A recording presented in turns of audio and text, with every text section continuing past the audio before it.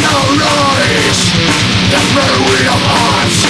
It's just a shining light. And feel your love song with that power to fight. Crimson God, you came to lead us now into the blaze of victory immortal. Crimson God, it's time to leave all that peace behind. We cannot lose. What's standing is on our side. Здравствуйте, товарищи, and welcome to another episode of Let's Play Empire Total War. And in this part I've got a pretty comprehensive episode for you, because I'm going to go over some of my strategy, some of my economic strategy, and military strategy, and then kind of look at the world, and then go into a battle.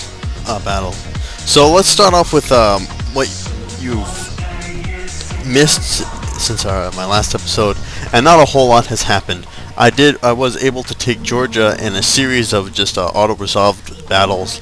I just was able to strike at them while they were kind of coming around. They were kind of coming around and trying to attack Chedasak, trying to take that for me. So while their army was out there, I took a strike force through this mountain pass and took Georgia away from the Georgians. So I own that territory, which has given me an extra school, which has brought my technological production into full swing. So now I'm researching Enlightenment technologies alongside my military technologies, which is letting me gain more wealth as my territories are starting to turn from negative wealth to positive wealth. So this things are looking good economic-wise. I've signed a whole bunch of trade agreements with absolutely everyone I possibly could, and I'm trading with Poland, Lithuania, Great Britain, Prussia, Azore, and Morocco. So lots of various smaller powers wanted to trade with me. Most of the bigger powers gave me ridiculous requests. I'll show you. So let's say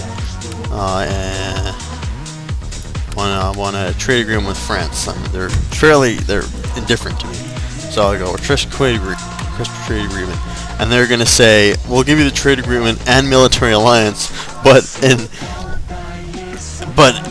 you have to give us the Ukraine, and in return we'll give you Windward Islands, which I'll show you is like these little islands in the middle of North America, and there's no way I'm giving them Ukraine for a military alliance. So basically, I just give them the middle finger and say fuck you.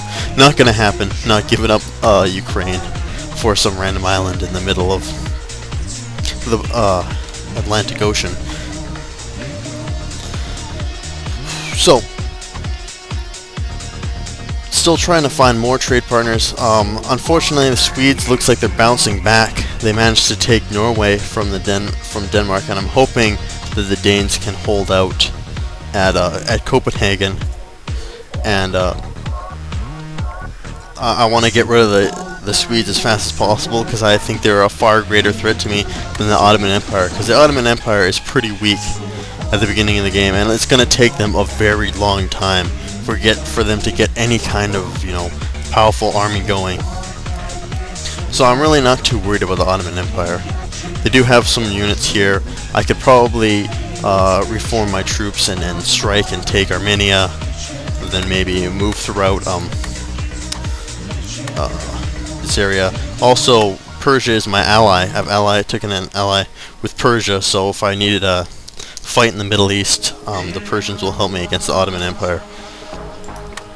But that's where I'm thinking heading, pushing both south and north. And eventually, I'd like to head into Finland, and then take Finland away from the Swedes, and then move a little bit south into the Ottoman Empire, and then eventually I want to annex the Poles and bring the Poles into a greater Russian Empire, and kind of keep moving eastward and kind of establish an Iron Curtain with the rest of the world. Is like my great aspiration for this campaign. But let's talk about economics for a little bit. Economics in Imperial Splendor are different because everything costs more. Everything costs a lot more in this game. The only thing that they changed besides the cost is unit upkeep has gone down. So I can field larger armies, but it just takes longer for me to build them and then recruit troops. So it makes troops a whole lot more valuable, I guess, in the long run.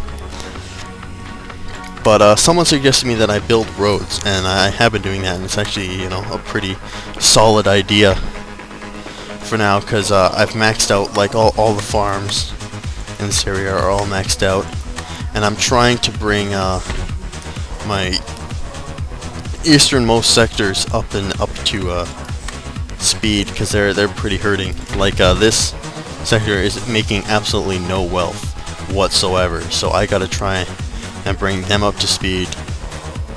And a lot of these places are pretty poor. This place is not that poor. Actually in a pretty good position, but it doesn't have any infrastructure. So I gotta start trying to build up this area, get them economically powerful, so I can start making more money.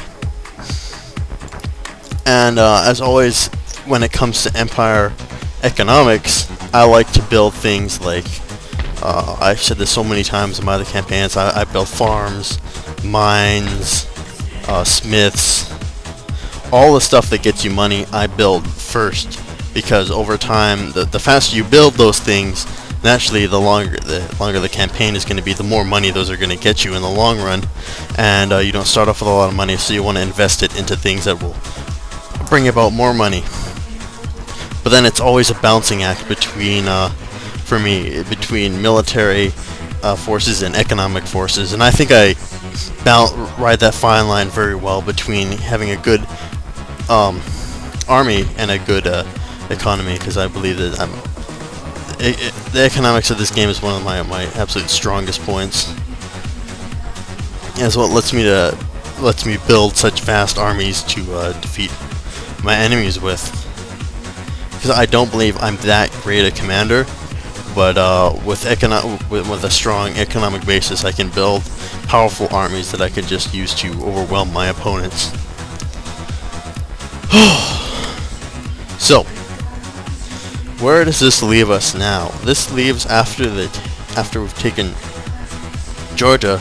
This leaves me with a battle for Chechnya, and it's always satisfying to me to kill me some Chechens. I don't like those Chechens.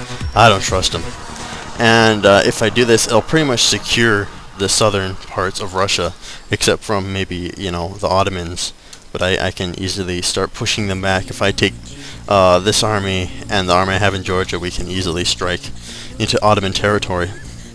And also I'm striking the Chechens with their pants down, because I caught their army trying to move into Astrakhan, trying to attack Astrakhan, and that let me strike with my army while most of their army was out, you know, parading around like idiots.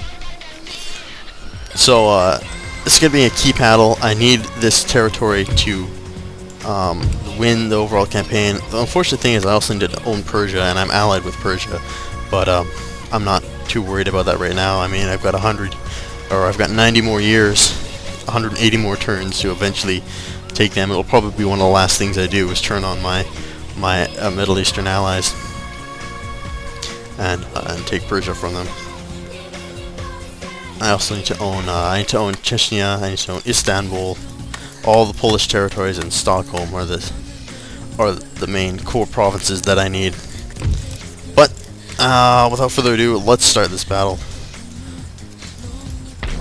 So mostly I have lots of militia cavalry, boyars.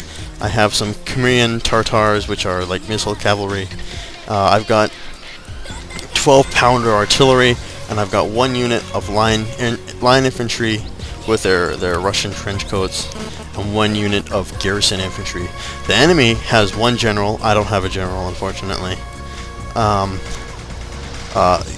Wow, Jesus Christ.